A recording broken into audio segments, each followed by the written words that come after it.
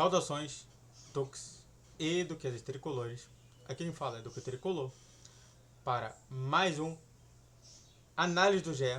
Para quem não sabe, eu faço um quadro faço dois quadros, né, depois do jogo. Faço primeiro o pós-jogo, depois a análise do GE e depois eu faço o que eu não faria do jogo em si. Então, vamos falar sobre o que aconteceu no jogo a partir da perspectiva do próprio GE e eu dando uma pontuação ou outra se necessário. Então entenda uma coisa, que YouTube Live é todos os dias, sexta-feira às 7 horas da noite, ok? Vamos nessa porque vai ser mais importante, vai ser bastante interessante sobre isso. Bom, análise: vitória e noite fora do Z4 fazem Fluminense voltar a sonhar no Brasileiro. O problema da palavra sonhar é que ela sonha o quê? Não é no Brasileiro. Sonhar o quê, né? Por exemplo, vitória e noite fora do Z4 faz o Fluminense voltar a sonhar em permanecer no Brasileiro. Faltou pelo menos umas duas ou três palavras aqui, tá? Foi muito ruim esse título aqui, tá, Barba? Tricolor vence o Atlético Mineiro, fora de casa, com gols de Serra em Ares. Mano mostra alternativas com poucas improvisações e exibe novas armas ofensivas. É isso que eu falei, por exemplo, no vídeo de 8 horas da noite, tá? Então, se você quiser ver, tem lá 8 horas da noite. O Bamba Mendonça venceu, beleza. Falou sobre os gols de Serra em Áreas, falou sobre as alternativas, então, muito bem.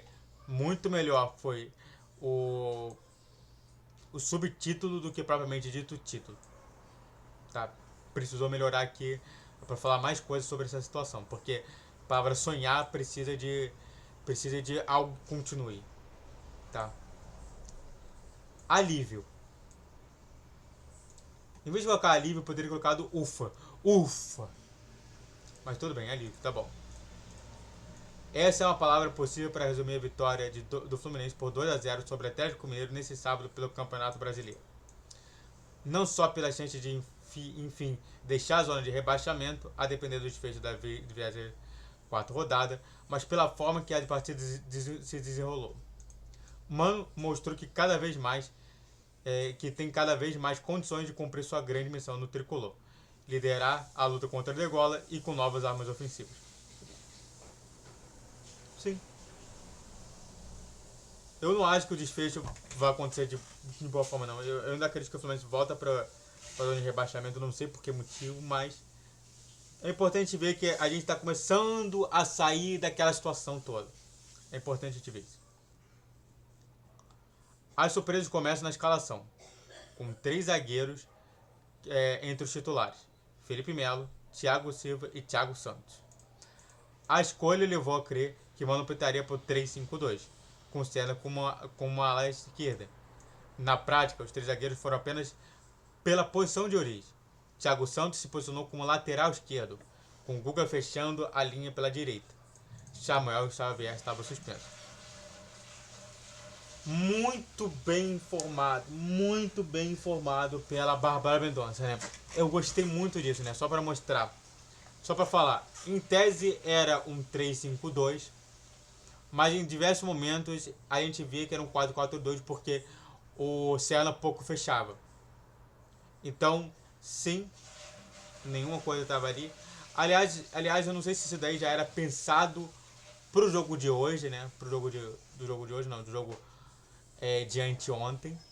Mas foi bem utilizado. Então, maravilha, gostei muito disso. Antes de a gente falar mais sobre esse tema, se inscreva no canal, faça o roteiro para você que curte, compartilhe. Redes sociais, questão de vídeo, todos os dias 10, 12, 20 horas. Pix na tela e vamos continuar falando mais sobre. Mano justificou a ideia a partir da linha de 3 do Atlético Mineiro na construção, reagindo com o Guga mais solto e Thiago Santos com o lateral marcador, nas palavras do próprio técnico. Eu ainda vou ver isso daí, eu ainda não vi isso, mas eu vou ver justamente na live de ontem. Não sei se também vai ter live de hoje continuando sobre a situação. Deu certo.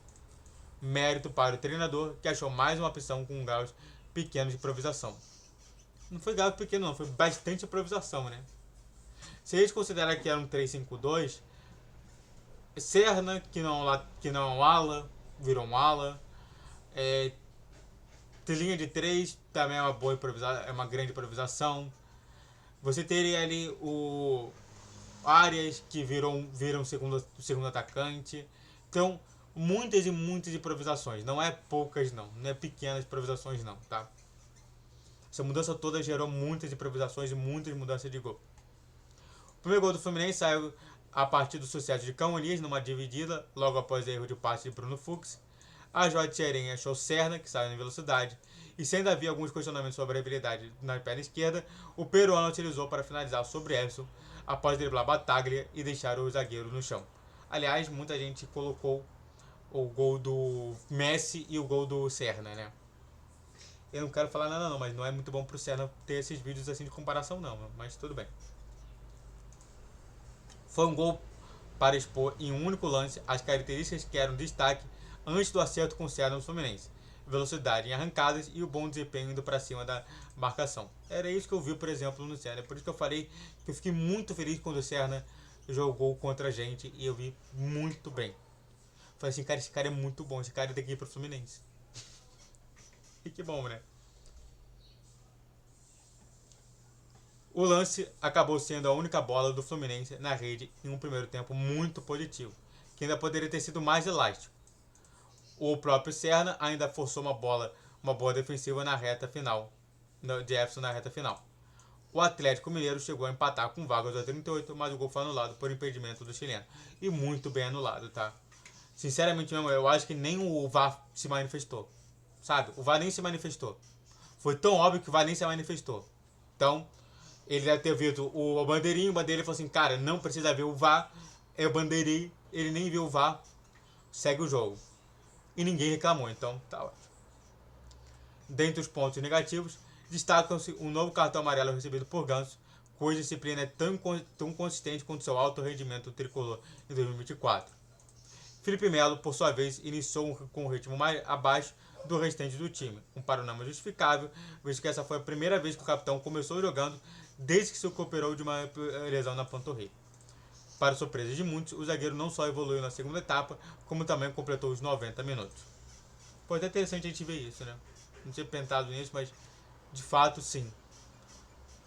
Até porque o Fluminense tinha vários jogadores ali de reserva, né? Você tinha ali o próprio Antônio Carlos, o Manuel, não sei se ele tá jogando, mas é importante. E se Ganso é o mais consistente, Ara é o jogador mais decisivo do Fluminense em 2024. É difícil pensar em quaisquer lances importantes que não tenham participação do colombiano, em maior ou menor grau. Aos 14 do segundo tempo, Martinelli cobrou um lateral de longa distância, deixando Ares em boa posição para gerar sobre Rubens e soltar o pé. Um golaço para sacramentar a vitória sobre o Atlético Mineiro e reforçar a confiança tricolor até contra a Libertadores. Faltou a Libertadores aqui. Tá? O Fluminense perdeu um pouco de seu poder ofensivo a partir de troca de Serna, visivelmente cansado por esquerdinho. Lima, Ganso, Bernal, Martinelli e John Kennedy, Cão Elias também entraram em campo. O Atlético Mineiro passou a ameaçar mais o gol do Fábio, mas só na reta final a primeira ação do Galo foi no alvo aos 41 minutos do segundo tempo. E somente isso. E acabou. Só para falar aqui, a entrada do esquerdinha no Serra foi justamente para reforçar aquele esquema de 3-5-2. O Esquerdinho jogou mal, mas o Esquerdinho não é aquele jogador que você vai querer ser muito mais efusivo. Lima e Ganso coloca mais o time mais exposto na defesa. E Bernal e Martinelli, novamente sai um segundo volante para entrar um outro primeiro volante. E sai o Cão Elias, que está jogando até razoavelmente ruim. E entrou o John Kennedy. Para mim faltou a entrada de Matheus Reis. Se tivesse lá, se não, era para ter colocado até mesmo no lugar do próprio John Ares, para descansar um pouco. No geral, prevaleceu a consistência defensiva e mais uma noite favorável a Manobol. E também é muito positivo ver contra-ataques precisos e velozes voltaram a fazer parte do repertório do Fluminense. Olha só o que eu falei de dispositivo, hein? Esse aqui é o vídeo que eu fiz depois do que eu falei dos dispositivos. Então, o dispositivo vai vir no horário de 8 horas, ok? A vitória sobre o Atlético Mineiro dá moral ao elenco, principalmente por não ter sido achada. Os 3 pontos são os mesmos em vitórias, com gols inusitados ou com domínio tático, claro. Mas sair em campo tendo a certeza de que o resultado foi construído pela sua posição e intensidade dá um gostinho extra. É uma mudança que a gente está vendo ali dentro do Fluminense. O Fluminense ainda não está com os 2 pés fora da zona de rebaixamento, visto que precisa esperar o fechamento da rodada e os resultados de vitórias de Corinthians. Mas a virada do sábado para o domingo foi, enfim, uma noite bem dormida, sem os fantasmas da zona de rebaixamento respirando nos percursos tricolor. Isso é pouco para o atual campeão da América? Talvez. Mas é muito mais do que a torcida poderia sonhar algumas rodadas atrás. Faltou atrás aqui. Uns evitando olhar a tabela Brasileirão, fugindo da melancolia da situação ruim. Outros projetavam quando e não se o rebaixamento seria sacramentado no Brasileirão. Tá começando a não ser, né? Pouco a pouco, o Fluminense volta a sonhar. Sair do G4 pode até ser um sonho pequeno, mas é um sonho possível. Entre os erros e acertos, esse talvez seja o maior destaque do trabalho de Mano até aqui. Não tem nada de discordar sobre isso. Agora, e aí ele fala sobre o jogo do São Paulo no Maracanã. E é isso. Muito bem pontuado, faltou ali algumas coisinhas, mas o restante está tudo condizendo com o que é a realidade. Faltou dizer que o Atlético Mineiro não teve um chute, só teve um chute sequer a gol, e um chute muito ruim. Então, muito melhor para o Fluminense. Muito obrigado a todos que assistiram, eu fico por aqui. Se inscreva no canal, faça o trilho para você que é curte, comente, compartilhe. Redes sociais na questão de vídeo, todos os 10, 12, 20 horas. Pix na tela. E YouTube Live todos os dias, exceto sexta-feira, às 7 horas da noite. Saudações tricolores, até a próxima!